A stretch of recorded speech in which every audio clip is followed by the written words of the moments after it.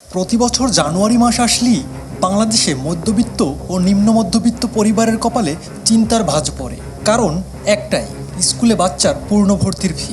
একই স্কুলে গত বছরও পড়ছে, কিন্তু নূতন ক্লাসে উঠলেই আবার হাজার হাজার টাকা গুনতে হয়। মনে হয় যেন শিক্ষা কোনো অধিকার নয়, বরং এটি একটি ব্যয়বহুল পণ্য। কিন্তু 2026 সালে এসে এই চিন্তা একদমই বদলে গেছে। আপনি কি জানেন এই পূর্ণভর্তি ফি এখন সম্পূর্ণ অবৈধ? এই পরিবর্তনের যাত্রা শুরু হয়েছিল একটি আইনি লড়াইয়ের মাধ্যমে। বাংলাদেশের আইন ও অধিকার ফাউন্ডেশনের নির্বাহী পরিচালক আলী আসগর ইমন উচ্চ আদালতে একটি রিট পিটিশন দায়ের করে। সেখানে একটি ভয়াবহ তথ্য উঠে আসে। প্রতি বছর পূর্ণভর্তির নামে শিক্ষা প্রতিষ্ঠানগুলো প্রায় 10,000 কোটি টাকার শিক্ষা বাণিজ্য পরিচালনা করছে।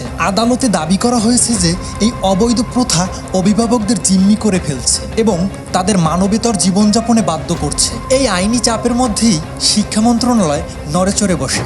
গত 18 ফেব্রুয়ারি 2026 তারিখে শিক্ষা মন্ত্রণালয়ের মাধ্যমিক ও উচ্চ শিক্ষা বিভাগ শিক্ষা প্রতিষ্ঠানে আর্থিক স্বচ্ছতা ও জবাবদিহি নীতিমালা 2026 জারি করে। এই 11 পৃষ্ঠার নীতিমালার সবচেয়ে গুরুত্বপূর্ণ অংশ হলো ধারা 5 এই ধারা অনুযায়ী কোনো শিক্ষার্থী যদি একই প্রতিষ্ঠানে পরবর্তী শ্রেণীতে উত্তীর্ণ হয়, তার কাছ থেকে পূর্ণভর্তি ফি নেওয়া হবে না। তবে এইখানে একটা কথা আছে, শিক্ষা প্রতিষ্ঠানগুলো টিউশন ফি নীতিমালা 2024 অনুযায়ী সরকার নির্ধারিত মাসিক বেতন বা টিউশন ফি গ্রহণ করতে পারবে। নির্ধারিত খাতের বাইরে নতুন কোনো নামে অর্থ আদায় করা সম্পূর্ণ নিষিদ্ধ। আগে অনেক স্কুলের প্রধান শিক্ষকরা নগদ টাকা নিতেন, কিন্তু তার কোনো স্বচ্ছ হিসাব থাকতো না। নতুন নীতিমালা এটি কঠোরভাবে বন্ধ করা হয়েছে। এখন থেকে সব ফি ব্যাংকের মাধ্যমে জমা দিতে হবে। বিশেষ করে সরকারি ব্যাংক বা সোনালী পেমেন্ট গেটওয়ে এসপিজি ব্যবহারের উপরে জোর দেওয়া হয়েছে। প্রতিষ্ঠানের হিসাব পরিচালিত হবে পরিচালনা কমিটির সভাপতি